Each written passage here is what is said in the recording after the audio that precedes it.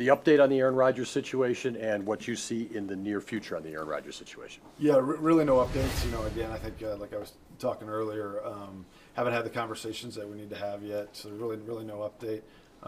But looking forward here to being in Indy and look at these prospects and trying to help this football team. Who initiates when those conversations will take place with Aaron? Yeah, there's been some contact back and forth. Obviously, he's had some things on his plate, but hopefully those things will happen soon.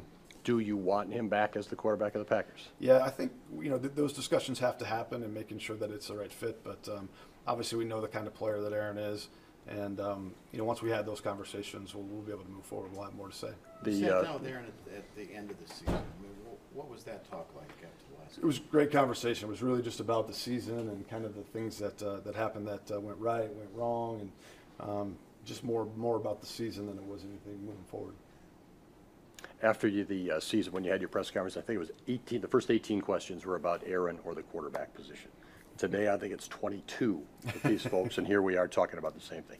Do you have fatigue about this in the offseason, the quarterback situation? No, I think it's part of my job, So, and this is obviously a big topic that our fans and people want to know about. So it's it really, at the same time, certainly there'll be other discussions we'd love to have, but it doesn't fatigue me. It's just it's been pretty constant for a long time now.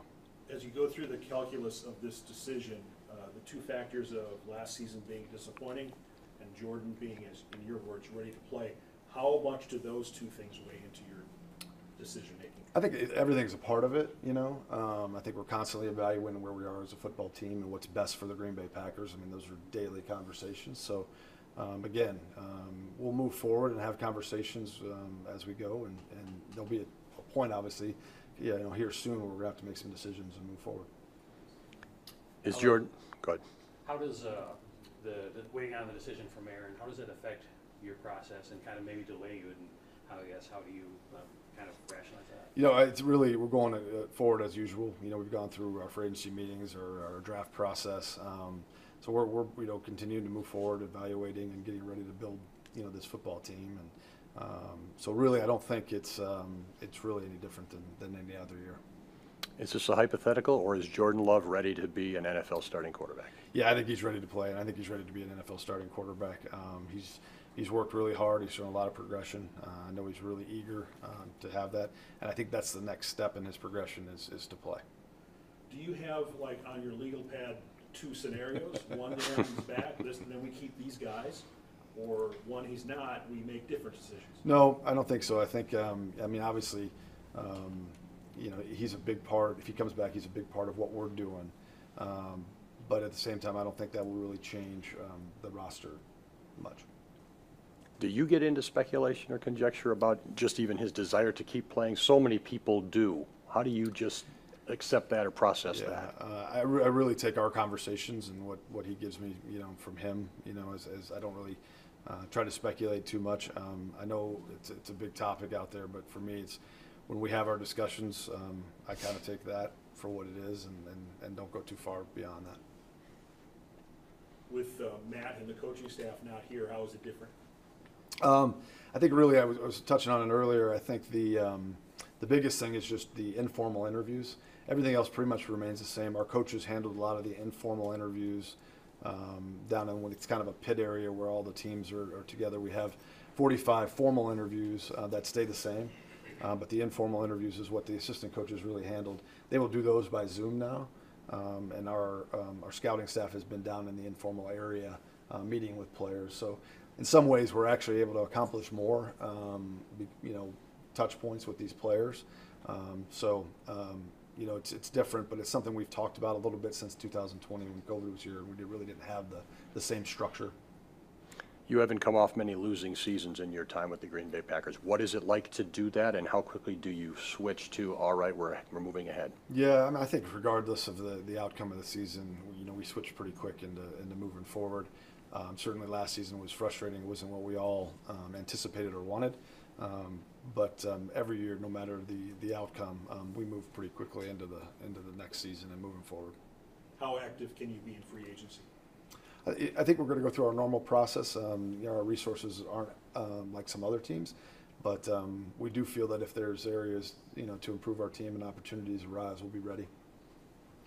restructuring a guy like Aaron Jones, how does having him in the backfield kind of help, no matter who your quarterback is, but especially if you have a young quarterback? Yeah, I mean, Aaron is such a dynamic football player. You know, having him back there, not only in the run game, but in the pass game as well. His experience and explosiveness, just I think, puts our team in the best spot to take advantage of his skill set. And I just think, we were really appreciative of being able to keep him around. You referenced a lot of unknowns at this point for you. How are you budgeting your time here this week? What's kind of on your priority list? Yeah, I mean, early on here, it's some of this media stuff. We had some interviews last night, which went really well. It's always really good to sit face to face with these guys and get to know them. So these first few days, it's really more about the interviews and talking to some agents. And then once we get into the on-field portion, it's obviously where I want to be most of the time and what I'm looking forward to. So the biggest thing that we get out of this, obviously, is the medical. But the on-field stuff and the meeting the players is really how I spend my time this week. When you get to a week like this, do you kind of look at, I want to look at this group of guys, or are there specific guys, or do you just kind of want to see everybody you can? I'd like to see everybody I can, but we've just got through a little over 2 weeks of draft meetings, so there's certain things that come out of those meetings that kind of focus us in certain areas and certain players. When we come out of those meetings, we kind of have an idea of what we need. Maybe we don't have the whole picture on certain players, so we're trying to finish that while we're here. It doesn't always happen, but that's kind of our process. Is like there's some unanswered questions we might need to answer. If we can get them answered here, we'd certainly like to be able to do that. Defensively, when you lost Rashawn Gary, how much did that hurt your pass rush? And then on secondary-wise, you lost Jerry Gray as a secondary coach. Talk about the changes on defense that way. Yeah, certainly with Rashawn, I think whenever you lose a player of that caliber, especially a pass rusher, it changes kind of how you're going to do things on defense. I thought the staff and the team did a nice job of kind of just adjusting and doing different things, but it does. It takes some stress, puts some stress in other areas. But I thought we did a nice job of making up for that. But you can't replace a guy like Rashawn Gary when he goes out. Tough to see good coaches like Jerry Gray go. A good opportunity for him in Atlanta.